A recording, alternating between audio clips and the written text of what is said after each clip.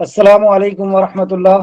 ان الحمد للہ نحمده ونستعینه ونستغفره ونعوذ باللہ من شرور انفسنا ومن سیئات اعمالنا من يهده اللہ فلا مضل له ومن يضلل فلا هادی له۔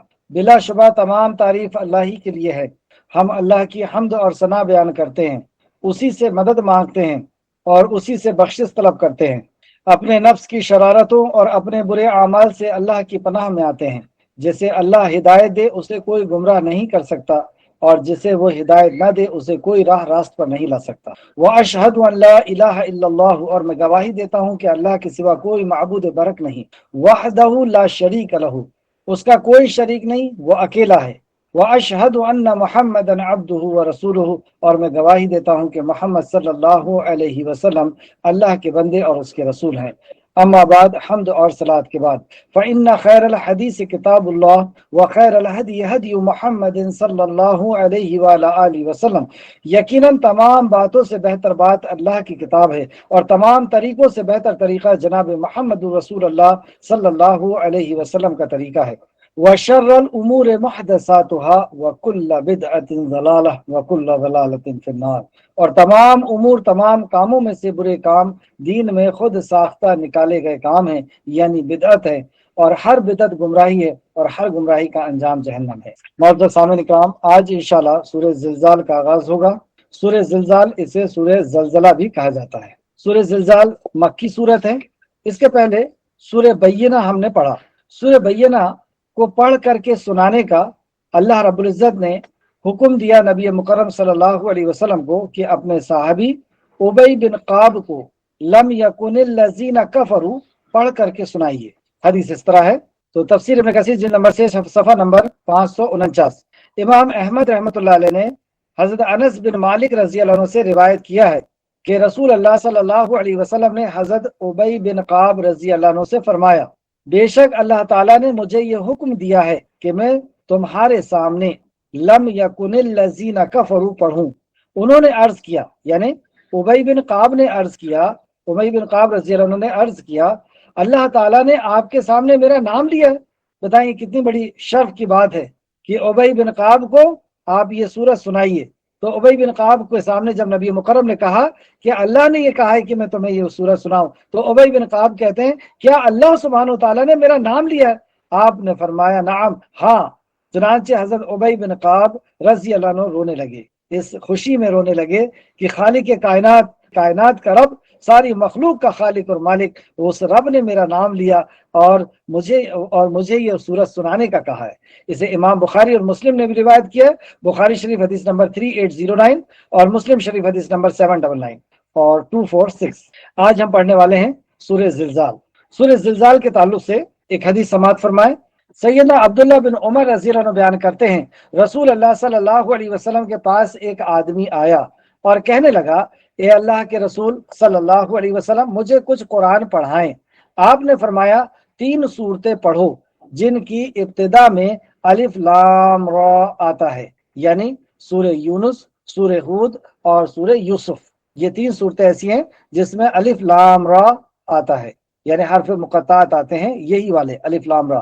اس نے کہا میری عمر بڑی ہو گئی ہے، یعنی میں بوڑھا ہو گیا ہوں، اور دل سخت ہو گیا ہے، اور زبان موٹی ہو گئی ہے، یعنی بڑھاپے کی وجہ سے میری یادداشت بھی کمزور، زبان بھی کمزور، اور دل بھی سخت ہو چکا ہے، اس وجہ سے میں یہ بڑی بڑی صورتیں یاد نہیں کر سکوں گا۔ آپ نے فرمایا تم حامیم والی 3 صورتیں پڑھ لو، یعنی جس کے آغاز میں حامیم آتا ہے وہ اس میں سے بھی 3 صورتیں پڑھ لو۔ اس پر بھی اس نے اپنے پہلی بات ہی کہی، یعنی پہلے ہی جواب دیا اس نے کہ میں بوڑھا ہو گیا ہوں اور میں قاصر ہوں۔ آپ نے فرمایا تو مسبحات والی 3 صورتیں یاد کر لو، مسبحات والی 3 صورتیں یاد کر لو، جس کے شروع میں سبح یسبح آتا ہے۔ اس پر بھی اس نے اپنی وہی بات دہرائی اور کہنے لگا، اے اللہ کے رسول، مطلب وہی بات دہرائی کہ میں بوڑھا ہو گیا ہوں، میری زبان، یادداشت وغیرہ جو بھی بڑھاپے کی کمزوری ہے وہ سب اس نے اپنا عذر پیش کیا، اور کہنے لگا، اے اللہ کے رسول صلی اللہ علیہ وسلم، مجھے کوئی جامع صورت پڑھا دیجئے، مطلب کوئی ایسی صورت جو بہت چھوٹی ہو اور جس کے معنی بہت زیادہ ہوں، ایسی کوئی جامع صورت مجھے پڑھا دیجئے۔ تو نبی کریم صلی اللہ علیہ وسلم نے اسے سورہ اذا زلزلت الارض، یعنی سورہ زلزال پڑھائی آخر تک. تب وہ شخص کہنے لگا قسم ہے اس ذات کی جس نے آپ کو حق کے ساتھ بھیجا ہے، یعنی اللہ کی قسم میں اس سے کبھی زیادہ نہیں کروں گا. پھر وہ پیٹ پھیر کر چلا گیا. تو نبی کریم صلی اللہ علیہ وسلم نے 2 مرتبہ فرمایا اس آدمی نے جنت پالی، اس آدمی نے جنت پالی. ابو داؤد حدیث نمبر 1399 1399. اور مسند احمد نے بھی اسے نقل کیا ہے. مسند احمد حدیث نمبر 6583 جلد نمبر 2 صفحہ نمبر 129. تو یہ ایسی جامع ترین صورت کہ وہ ضعیف شخص جو قاصر تھے اپنی ضعیفی کی وجہ سے کہ وہ بڑی صورتیں سمجھنا، یاد کرنا، اسے ذہن نشین کرنا ان کے لیے مشکل تھا، تو انہوں نے درخواست کی آپ صلی اللہ علیہ وسلم سے، اور آپ صلی اللہ علیہ وسلم نے ایک چھوٹی سی صورت انہیں یاد کرنے کا کہا، انہیں سمجھنے کا کہا، اور وہ سمجھنے کے بعد کہتے ہیں کہ اب میں اس پہ ایسا عمل کروں گا کہ ذرا سا بھی آگے نہیں اور ذرا سا بھی پیچھے نہیں جاؤں گا. تو نبی مکرم نے 2 بار بشارت دی اس آدمی نے جنت پالی. تو ایسی اس آدمی نے جنت پالی. تو ایسی کیا اس آیت کی اس صورت کے اندر ایسا کیا مضامین ہے؟ تو اس صورت میں 3 موضوع ہیں. ان 3 موضوع کے اوپر ہم آج غور کریں گے. اللہ رب العزت ہمیں توفیق عطا فرمائے. پہلے لفظی ترجمے کے اوپر غور کریں. اعوذ باللہ من الشیطان الرجیم. اے اللہ ہم تیری پناہ میں آتے ہیں شیطان سے. اے اللہ تو ہمیں شیطان کے مکر و فریب سے بچا لے کہ وہ تیرے کلام سے، تیرے دین سے ہمیں دور کر دے. بسم اللہ الرحمن الرحیم. اللہ کے نام سے جو بڑا مہربان اور بار بار رحم فرمانے والا ہے. اذا زلزلت الارض زلزالها. اذا جب زلزلت الارض ہلا دی جائے گی ارض زمین، زلزالها ہلا دیا جانا. کوئی ایک ملک، ایک شہر، ایک گلی ہلانے کی بات نہیں ہو رہی، پوری زمین ہلا دی جائے. کیسا ہولناک منظر ہوگا. اور پھر وَأَخْرَجَتِ الْأَرْضُ أَثْقَالَهَا. وَأَخْرَجَتِ اور وہ نکالے گی، اخراج کرے گی، ارض و زمین، اثقالها بوجھ اپنا، جو کچھ اس کے اندر ہے وہ سب نکال کر کے باہر پھینک دی. وقال اور کہے گا انسان و انسان مالہا کیا ہے اسے، اس زمین کو کیا ہو گیا ہے، کیا ہے اسے. یومئذ اس دن تحدث وہ بیان کرے گی اخبارہا اخبار اپنی خبریں بیان کرے گی. یعنی زمین کو بھی اللہ رب العزت گویائی عطا فرمائے گا. بے انا کیوں، بے انا کیوں کہ رب کا آپ کا رب نے اوحا وحی کی لہا اسے. وہ اس لیے بیان کرے گی کیونکہ اس کے رب نے اس کے طرح وحی کی ہے، اس کے رب نے اسے حکم دیا کہ بول دے، بیان کر دے اپنی خبروں کہ تیری پشت کے اوپر کیا اچھے کام ہوئے ہیں اور تیری پشت کے اوپر کون سے برے کام ہو. یومئذ اس دن یصدر الناس اس دن لوٹیں گے، ناسو لوگ، اشتاتن الگ الگ ہو. یہ دوسرا موضوع کہ اس دن سارے لوگ لوٹیں گے اپنے خالق اور مالک کی طرف، اشتاتن الگ الگ ہو کر، گروہ گروہ ہو کر، لیرو تاکہ وہ دکھائے جائیں، لیرو تاکہ وہ دیکھ لیں، دکھائے جائیں، اعمالہم اعمال اپنے. اس لیے وہ لوٹیں گے اپنی جزا اور سزا کے لیے، اپنے اعمال کو دیکھنے کے لیے. اب تیسرا موضوع فَمَن يَعْمَلْ مِثْقَالَ ذَرَّةٍ خَيْرًا يَرَهُ. فَمَن تو جو کوئی یعمل عمل کرے گا، مثقالہ وزن برابر، ذرۃ ذرے کے، خیرن بھلائی کے، یرہ وہ دیکھ لے گا اسے، یرہ دیکھے گا اسے. ومن اور جو کوئی یعمل عمل کرے گا، مثقالہ وزن کے برابر، ذرۃ ذرے کے، شرعی برائی کا، یرہ وہ دیکھ لے گا اسے. آئے تفسیر کی طرف. تفسیر ابن کثیر جلد نمبر 6 صفحہ نمبر 553. بسم اللہ الرحمن الرحیم. اذا زلزلت الارض زلزالها جب زمین پورے زور سے ہلا دی جائے گی. واخرجت الارض اثقالها اور زمین اپنے بوجھ باہر کر دے گی. کیسا ہولناک منظر ہے یہ قیامت کا کہ اللہ رب العزت کے حکم سے ابھی ہم بارہا مشاہدہ کرتے ہیں کہ فلاں ملک میں یا فلاں شہر میں یا فلاں زمین کے کسی ٹکڑے میں، کسی محلے میں زلزلہ آیا، اور اس زلزلے سے اتنی بلڈنگیں گر گئیں، اتنے لوگوں نے اپنی جان کو گنوا دیا، اور پوری دنیا کے اندر اس چھوٹے سے زلزلے کا، چند سیکنڈ کے زلزلے کا کی خبر پھیل جاتی ہے. یہ کتنی بڑی خبر ہوگی کہ ساری زمین ہلائی جائے.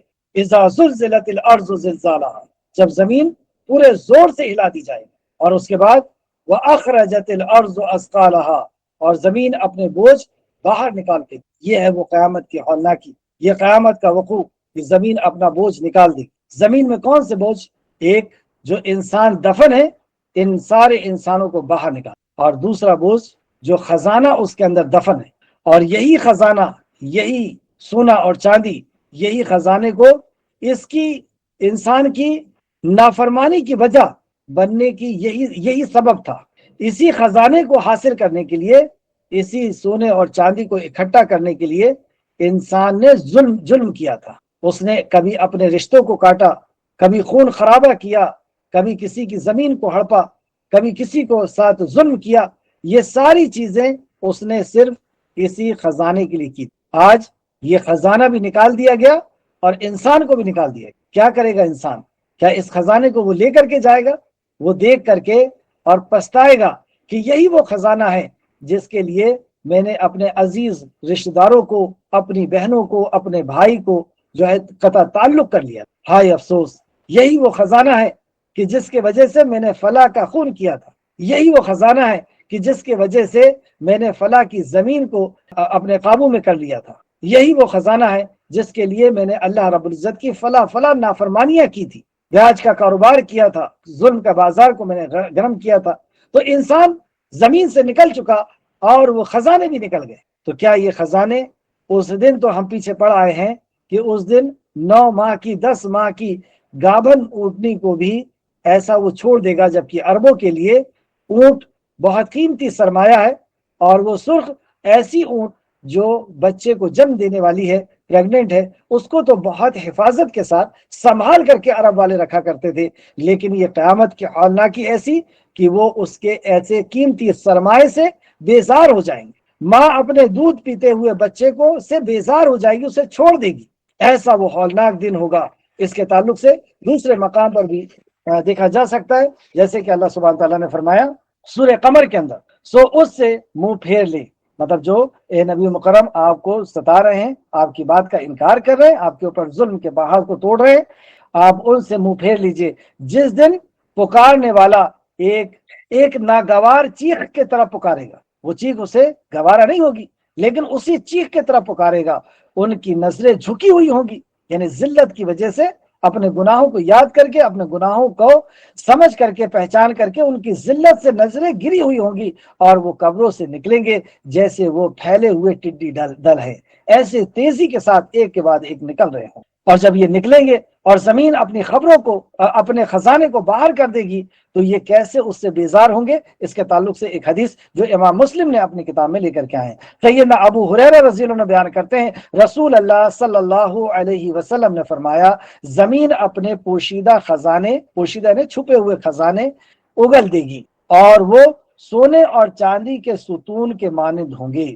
ایسے بڑے بڑے خزانے زمین میں سے۔ قاتل آئے گا اس خزانے کو دیکھنے کے لیے، قاتل آئے گا اور ان کو دیکھ کر کہے گا، افسوس صد افسوس، میں نے اس کے لالچ میں فلاں کو قتل کیا تھا، اسی خزانے کے لیے میں نے فلاں کو قتل کیا۔ رشتے ناتے قطع کرنے والا آئے گا، جیسے آج بہن کا اس نے حصہ جو ہے باپ کی جائیداد کو ہڑپ کر لیا اور بہن سے رشتے کو توڑ لیا۔ اگر اس نے رشتہ مانگی، اس نے اپنا حق مانگی، اس سے رشتہ توڑ لیا۔ بھائی نے حق مانگا، بھائی سے رشتہ توڑ لیا۔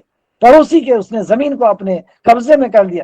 تو رشتے ناتے قطع کرنے والا آئے گا اور کہے گا، افسوس، میں نے اس کے لالچ میں، اسی دولت کی لالچ میں میں نے ناتوں کو توڑ دیا۔ جبکہ رشتوں کو توڑنے والا یہ سخت مجرم، یہ کبیرہ گناہ ہے، لیکن اس رشتوں کو توڑ دیا۔ چور آئے گا اور کہے گا، افسوس، اس کی لالچ میں، یعنی اسی دولت کی لالچ میں میرا ہاتھ کاٹا گیا۔ پھر وہ سب اسے چھوڑ کر چلے جائیں گے، اس دولت کو چھوڑ کر چلے جائیں گے، اور وہ اس میں سے کچھ بھی نہ لیں گے، اس دولت میں سے کچھ بھی نہیں۔ یہ دن آپ کے اور میرے سامنے آنے والا ہے۔ آج جس دنیا کو حاصل کرنے کے لیے، اس دنیا کی دولت کو حاصل کرنے کے لیے، نہ ہم حرام دیکھ رہے ہیں، نہ حلال دیکھ رہے ہیں، نہ اللہ کی جائز کردہ چیز دیکھ رہے ہیں، نہ ناجائز کردہ جو ہے مال کو دیکھ رہے ہیں، اور اس کو سمیٹنے میں لگے ہوئے ہیں، جبکہ یہ ہمارے ساتھ نہیں جائے گا، ہمیں خوب اچھی طریقے سے پتا۔ لیکن اس دنیا کی چند لمحے کی عزت کے خاطر اور جھوٹی عزت کے خاطر ہم جو ہے اس کو سمیٹنے میں اور اپنے آپ کو بڑا بنانے میں اور اپنے آپ کو بڑا ثابت کرنے میں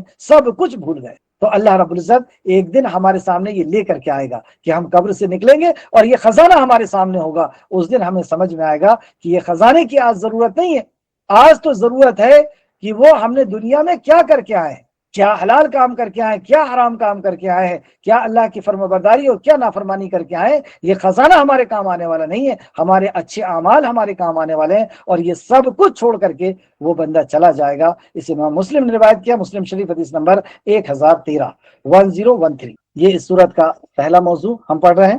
جب زمین پورے زور سے ہلا دی جائے گی اور زمین اپنے بوجھ نکال دے گی. وقال الانسان ما لها، اور انسان کہے گا اسے کیا ہو گیا، زمین یہ کیا کر رہی ہے کہ یہ خزانے نکال رہی ہے اور انسان کو نکال رہی ہے، کبھی تو ایسا نہیں ہوا، کیا ہوا اسے؟ جواب سنیے، یومئذ تحدث اخبارها، اس دن وہ اپنے اوپر گزرے ہوئے حالات کو بیان کرے گی.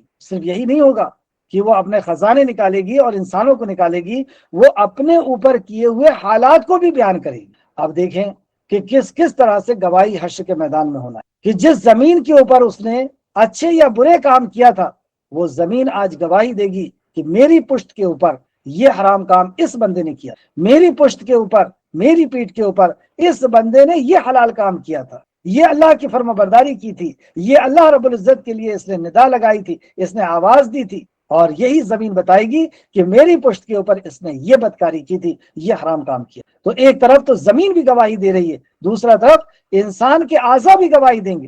اس کا پیر بتائے گا کہ اس نے فلاں گناہ کیا تھا، اس کا ہاتھ بتائے گا ایک خالق کائنات اس نے فلاں گناہ کیا. فرشتے بھی اس کی گواہی کے لیے کھڑے ہیں، فرشتے بھی اس کی گواہی دیں گے، اور اس کا نام اعمال بھی لکھا ہوا ہے.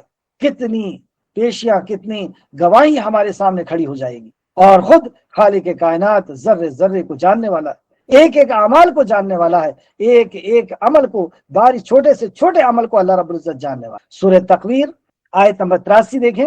اور جب اعمال نامہ پھیلایا جائے گا، اور جب آسمان کی کھال اتار دی جائے گی، اور جب جہنم بھڑکائی جائے گی، اور جب جنت قریب لائی جائے گی، ہر جان لے گا جو وہ لے کر کے آیا ہے. ہر انسان جان لے گا کہ اس نے کیا لے کر کے آیا ہے، کیا عمل کر کے آیا ہے، کہاں پہ اپنی زندگی کو اس نے گزارا، کہاں پہ اپنی جوانی کو اس نے گزارا، کس فکر میں اس نے زندگی کو ختم کیا، کیا تھی اس کے صبح سے شام تک کی اس کی مصروفیت، وہ سب کچھ جان لے گا. تو زمین زور سے ہلا دی جائے گی اور جو کچھ ہے وہ اس میں اگل دے گی. تو دو چیز، ایک انسان اور دوسرا خزانے، اور تیسرا وہ اپنی خبریں بھی بیان کر دے.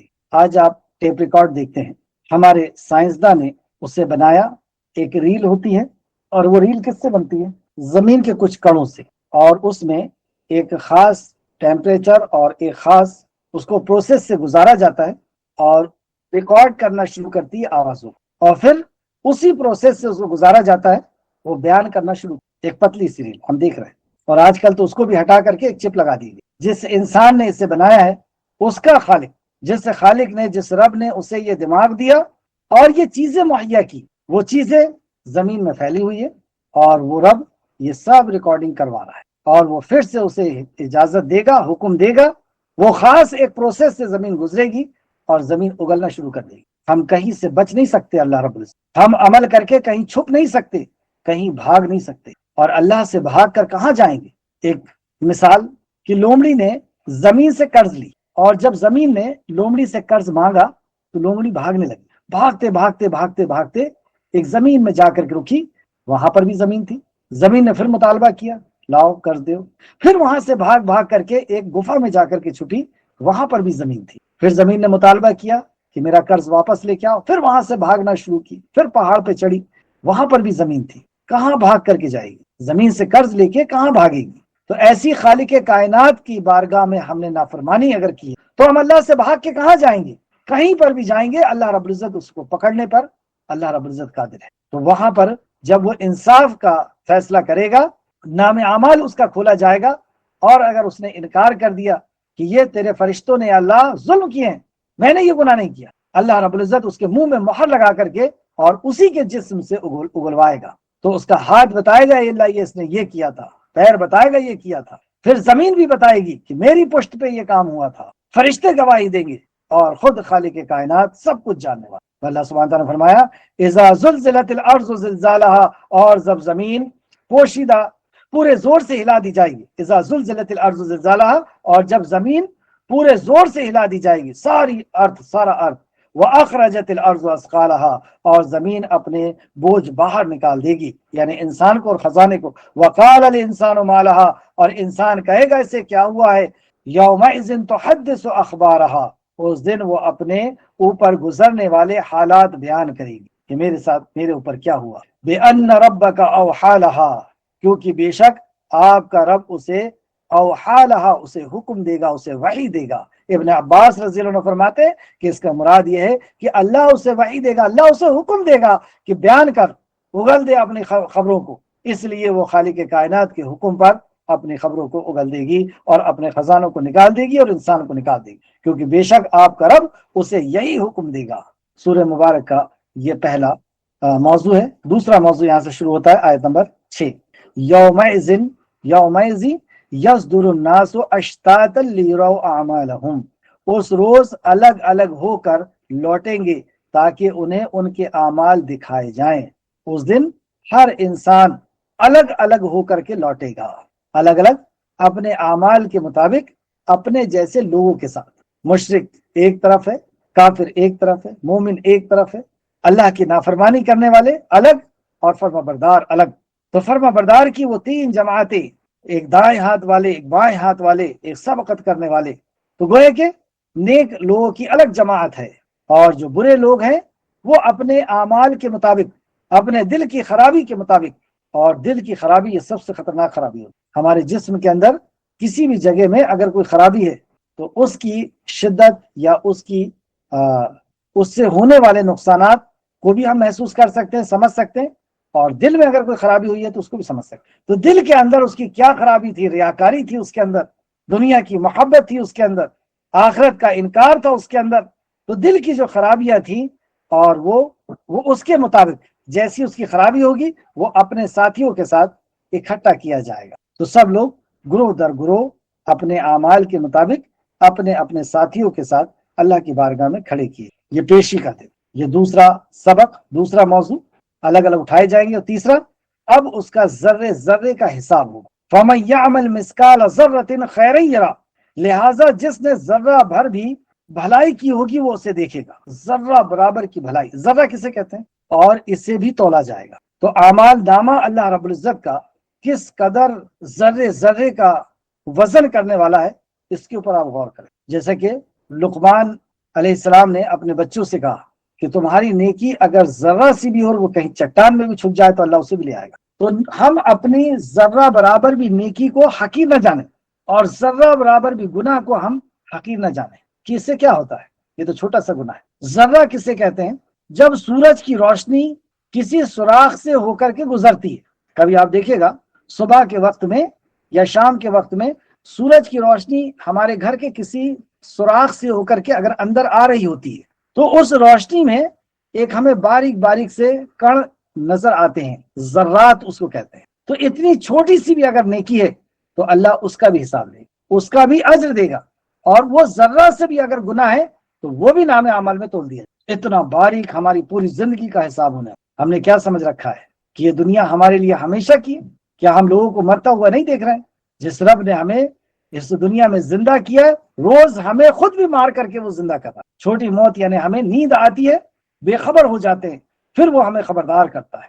وہی اللہ ہمیں بڑی موت دے گا اور وہی رب ہمیں پھر سے اٹھائے گا. نبی مکرم نے فرمایا جس طرح تم سوتے ہو اس طرح تم مر جاؤ گے، اور جس طرح تم اٹھتے ہو اس طرح تم اٹھائے جاؤ. وہ رب ہمیں اٹھا کر کے، کیونکہ بے فائدہ اس نے دنیا نہیں بنائی، وہ ہمارا حساب و کتاب لے گا اور ایسا ذرے ذرے کا حساب لے گا. تو جس نے ذرہ بھر بھی بھلائی کی ہوگی وہ اسے دیکھ لے. وَمَن يَعْمَلْ مِثْقَالَ ذَرَّةٍ شَرًّا يَرَهُ، اور جس نے ذرہ بھر بھی برابر بھی برائی کی ہوگی وہ اسے بھی دیکھ لے. تو ذرے ذرے کا اللہ رب العزت نے حساب لینا ہے. ہمیں اپنے ذرہ ذرہ سے اعمال کا کے اوپر ہمیں نظر رکھنا چاہیے. اس تعلق سے چند حدیث تفسیر ابن کثیر نے نقل کی ہے.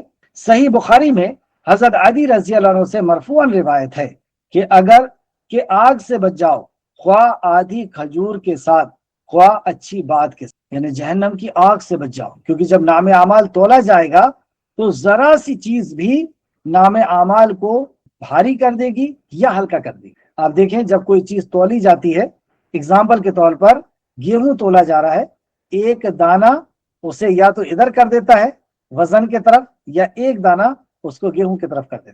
تو جب ہمارا نام اعمال تولا جائے گا تو ہمارے لیے ایک ذرہ نیکی بھی بہت بڑی ہوگی. وہ اگر بیچ میں آ گیا تو یہ ایک ذرہ اسے گرا کر کے اور بھاری کر دینے کے لیے کافی ہو جائے گا، اور اسی بنیاد پہ پھر نام اعمال اس کو دیا جائے گا اس کے دائیں ہاتھ پر. تو مرفوعاً روایت ہے، اگر آگ سے بچو خواہ آدھی کھجور کے ساتھ خواہ اچھی بات کے ساتھ، یعنی اخلاص کے ساتھ کہ میرا رب مجھے دیکھ رہا ہے اور میں صرف اللہ کی رضا کے لیے اس یتیم کو یا اس غریب کو یہ چیز دے رہا ہوں، اس سے مجھے کچھ چاہیے نہیں کہ وہ میری عزت کرے، مجھے بڑا سمجھے، وہ میرے سے دب کر کے رہے، میری عزت کرے، اس سے کوئی بدلہ نہیں چاہیے، اور نہ ہی کوئی دیکھ لے اور دیکھ کر کے میری عزت کرے، یہ بھی اس کی نظر میں نہیں ہے.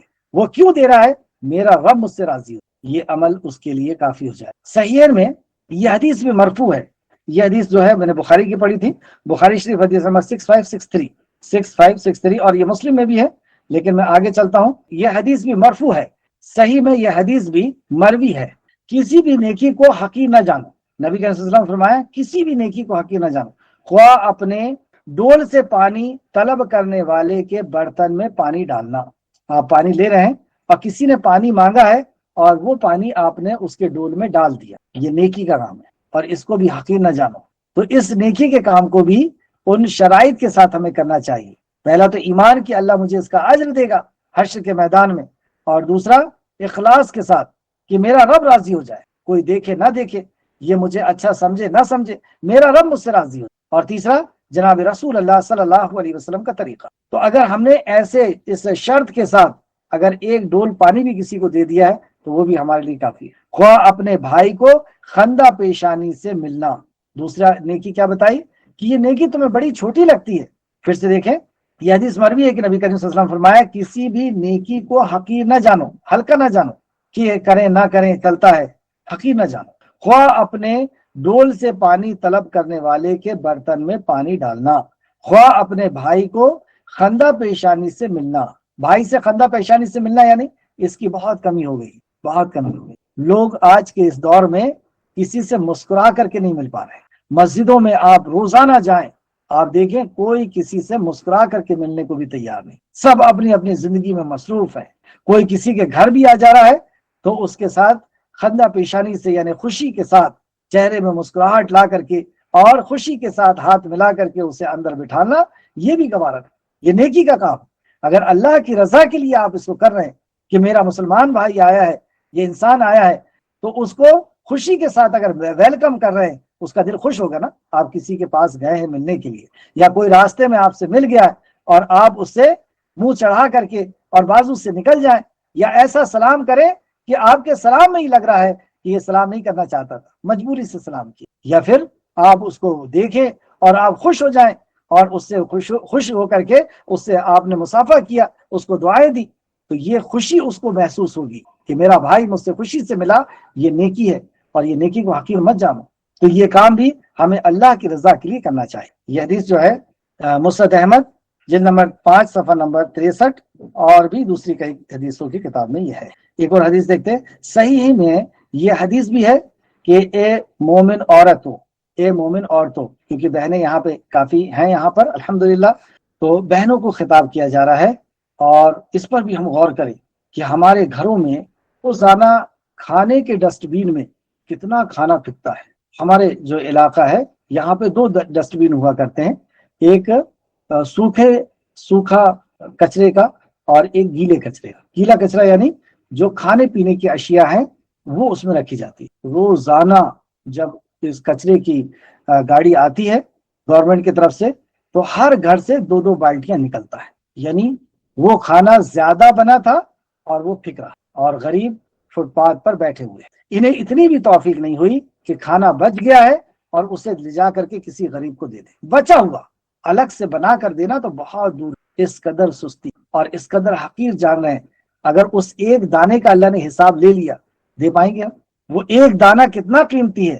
جب اللہ رب العزت زمین نکالنا بند کر دے تب ہمیں سمجھ میں آئے گا کہ وہ ایک لقمہ جس کو ہم بہت آسانی کے ساتھ گنج میں سے خروج کر کے جو پھینک دے رہے ہیں، وہ ایک لقمہ کتنا قیمتی. جب وہ زمین سے نکلنا بند ہو جائے گا تب سمجھ میں آئے. یا پھر اللہ رب العزت نے اگر اس کا حساب لے لیا، کیونکہ وہ تو ذرہ ذرہ کا حساب لے گا.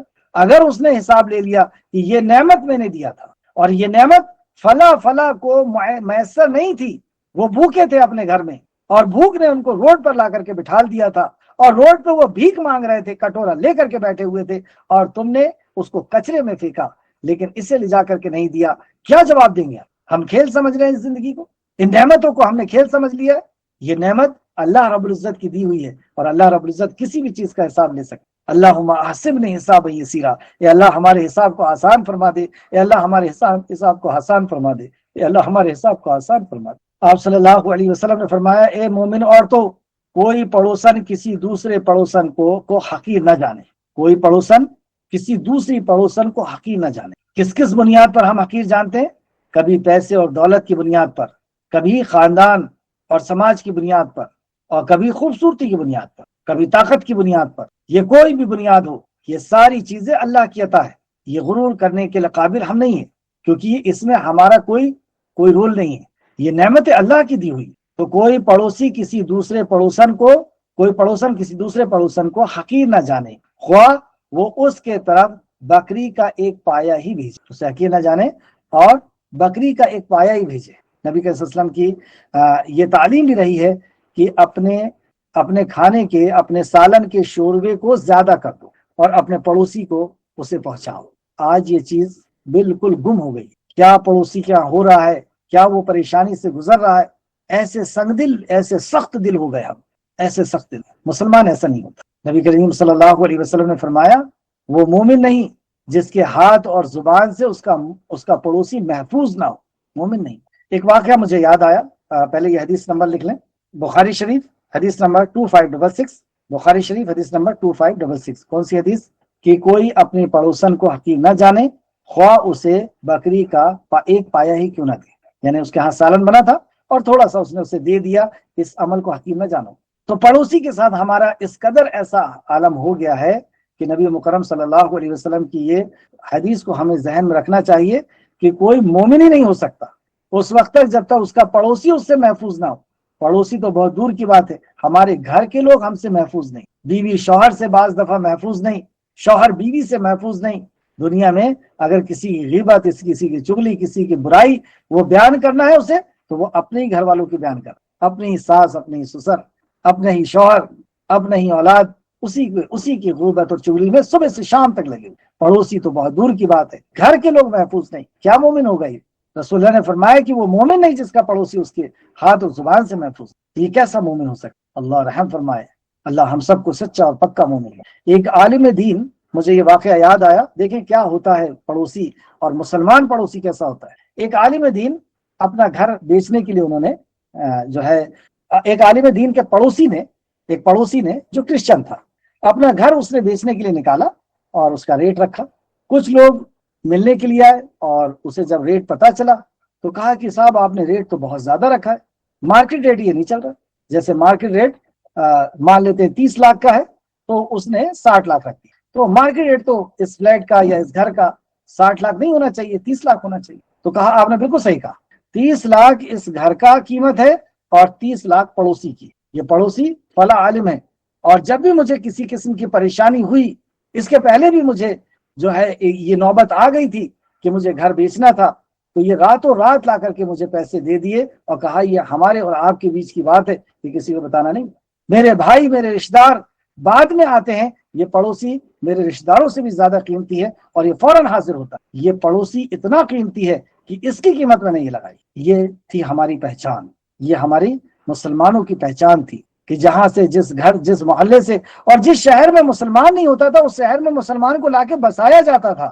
5 پنچوں میں سے ایک پنچ وہ ہوا کرتا تھا۔ اور آج جس گلی میں، جس شہر میں مسلمان گھستا ہے، اس قدر اس کے نام کو خراب کر دیا گیا، یا کچھ تو اس میں اس کی بھی غلطی ہے اور کچھ دشمنوں کی بھی غلطی ہے، اور اس قدر کر دیا گیا کہ آج اسے دیکھ کر کے اور یہ سمجھا جا رہا ہے کہ سب سے بڑا مجرم۔ اللہ ہمارے حالات پر رحم فرمائے اور ہمیں صحیح معنوں میں مسلم بنائے۔ نبی کریم صلی اللہ علیہ وسلم نے فرمایا، اے عائشہ، چھوٹی چھوٹے گناہوں سے بھی بچو، کیونکہ ان کے بارے میں بھی اللہ تعالیٰ کے طرف سے باز پرس ہوگی۔ چھوٹے چھوٹے گناہوں سے بھی اس کے بارے میں بھی باز پرس ہوگی۔ مسند احمد جلد نمبر 6 صفحہ نمبر 151۔ اور تفسیر ابن کثیر صفحہ نمبر 555 میں یہ ساری حدیث ہے۔ ایک حدیث آخری اور اسی میں میں اپنی بات کو ختم کروں گا۔ رسول اللہ صلی اللہ علیہ وسلم نے فرمایا تم چھوٹے چھوٹے گناہوں سے بھی بچو کیونکہ یہ جمع ہو کر آدمی کو ہلاک کر دیتے ہیں۔ رسول اللہ صلی اللہ علیہ وسلم نے ان کی مثال بیان فرماتے ہوئے ان کی مثال اس طرح بیان کی کہ جیسے کچھ لوگوں نے جنگل میں پڑاؤ ڈالا۔ جیسے کچھ لوگ، کبھی ہم لوگ جاتے ہیں نا جنگل میں پکنک بنانے کے لیے، تو پکنک بنانے کے لیے گئے اور آگ جلانے کے لیے ہر کسی نے ایک ایک پتلی پتلی لکڑیاں لے کر کے آئی، اور وہ پتلی پتلی لکڑیوں کو، چھوٹی چھوٹی لکڑیوں کو لا کر کے اکٹھا کیا۔ ہر ساتھی نے ایک ایک لایا، زیادہ نہیں لایا، ہر ساتھی نے ایک ایک لایا، اور اس میں آگ لگائی گئی تو پورا کھانا بن کر کے تیار ہو۔ اسی طریقے سے ایک ایک چھوٹے چھوٹے گناہ ہمیں ہلاک کر دینے کے لیے کافی ہے۔ اور یہ بہت مسند احمد کی حدیث ہے، جلد نمبر 1 صفحہ نمبر 402 اور 403۔ اور یہ تو بہت دور کی بات ہے کہ ہم چھوٹی چھوٹی نیکی سے بچیں، ہم بڑی نیکیوں کی طرف بھی ہمارا دھیان نہیں، یا بڑے گناہوں کی طرف بھی ہمیں ہوش نہیں، اور یہ بھی بہت دور کی بات ہے۔ ہم علم سے اس قدر دور ہو گئے کہ ہمیں یہ بھی خبر نہیں کہ بڑے گناہ کسے کہتے ہیں اور چھوٹے گناہ کسے کہتے ہیں، کبیرہ گناہ کیا ہیں، صغیرہ گناہ کیا ہیں، کبیرہ گناہ کی کیا ہولناکی ہے، کیا اس کی برائی ہے، کیا وعید ہے، اور چھوٹے گناہوں سے کیا ہوتا ہے۔ ہمیں اس علم سے بھی دور۔ کتنی افسوس کی بات ہے کہ ہمیں یہ نہیں پتا کہ ہمارا رب کس گناہوں سے زیادہ غضبناک ہوتا ہے۔ تو جن گناہوں کے اوپر وعید آئی ہے کہ اللہ رب العزت جس کسی گناہ کے ساتھ یہ کہے کہ اسے سخت عذاب دیا جائے گا، اس گناہ کے کرنے والوں کے لیے اللہ کی رحمت سے دوری ہے، یا اس گناہ کے کرنے والے ملت سے دور ہو جائیں، یا اس گناہ سے کرنے والے نبی کے یا لوگوں کی لعنت کے مستحق ہے، اس قسم کی وعید اگر آتی ہے تو یہ کبیرہ گناہ ہوتے ہیں۔ اور کبیرہ گناہ جب تک ہم اسے چھوڑ نہ دیں، اس کے اوپر پچھتائے نہ، شرمندگی نہ ہو، اس گناہ کو چھوڑنے کا عزم نہ کر دیں، جب تک اس کو ایکسپٹ نہ کریں اللہ کی بارگاہ میں، تب تک وہ گناہ معاف نہیں ہوتے۔ تو اس کے لیے توبہ کرنی ہوگی۔ توبہ کرنا یعنی اس گناہ سے رجوع کر لینا، پلٹ جانا، دوبارہ نہ کرنے کا عزم کرنا، اس گناہ پر پچھتانا، شرمندہ ہونا، اس گناہ کو قبول کرنا، اور اگر اس گناہ کا تعلق کسی انسان سے، کسی انسان سے، تو انسان سے اس کا حق دلا دینا، پھر اللہ رب العزت سے، اور یہ اللہ کی رضا کے لیے، اخلاص ہو اس میں، اس کو کسی کو راضی کرنے کے لیے نہیں توبہ کرے، اللہ کو راضی کرنے کے لیے توبہ کرے، تو یہ جب جا کے کبیرہ گناہ معاف ہوتے ہیں۔ اور صغیرہ گناہ ہماری نیکیوں سے ختم ہو جاتے ہیں۔ جیسے جب بندہ ایک نماز سے دوسرے نماز کا اہتمام کرتا ہے، ایک جمعہ سے دوسرے جمعہ کا، ایک رمضان سے دوسرے رمضان کا اہتمام کرتا ہے، تو یہ بیچ کا پیریڈ جو ہے اس کے چھوٹے گناہوں کو معاف کرتا ہے۔ جب وہ صدقہ اور خیرات کرتا ہے، چھوٹے گناہوں کو اللہ رب العزت معاف کرتا ہے۔ جب وضو بناتا ہے تو چھوٹے گناہوں کو اللہ رب العزت دھوتا ہے، بڑے گناہ معاف نہیں ہوتے۔ جو کبیرہ گناہ ہے ان کو یاد کر کے، اس پہ پچھتا کر کے، اور اللہ رب العزت سے خاص طور سے اس سے معافی مانگنا ہوتا ہے، تب جا کر کے وہ معاف ہوتے ہیں۔ ورنہ یہ گناہ کو ہم کیا سمجھ رہے ہیں کہ ہم نے گناہ کر دیا اور بس وہ لکھ دیے گئے اور اب حشر کے میدان میں ہی بات ہوگی، ایسا نہیں ہے۔ یہ گناہ ہمارے سروں کے اوپر ہی رہتے ہیں، یہ مصیبت بن کے ہم پر گرتے ہیں، یہ گناہ دنیا میں بھی ہمارا پیچھا نہیں چھوڑتے، اور اگر یہ دنیا میں ہم پر مصیبت بن کے اللہ گرا دے رہا ہے تو یہ بھی اللہ کا رحم ہے کہ اس گناہ کے آنے کی وجہ سے ہم اللہ رب العزت کی طرف رجوع کر لیں، اس سے توبہ کر لیں۔ 5 مقام پہ اللہ سبحانہ تعالیٰ نے فرمایا کہ جو مصیبت تم پہ آتی ہے یہ تمہارے گناہوں کا نتیجہ کیوں آتی ہے؟ تاکہ تم توبہ کر لو، تاکہ تم اللہ کی طرف رجوع کر لو، اس لیے اللہ رب العزت ان گناہوں کو ہم پر پہنچاتا ہے۔